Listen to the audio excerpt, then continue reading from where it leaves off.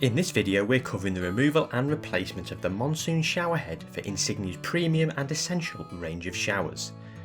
For this you will need a Phillips screwdriver or electric drill and a pair of pump pliers.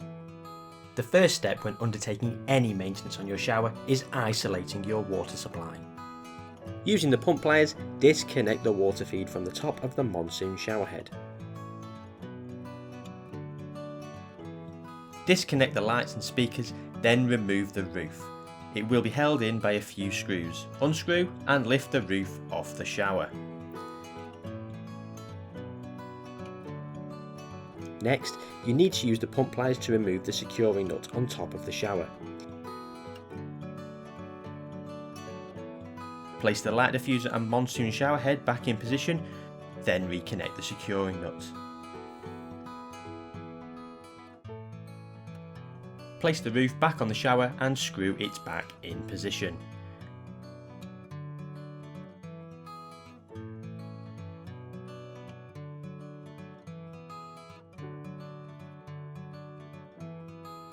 Reconnect the water feed, remembering to ensure your rubber washer is in position.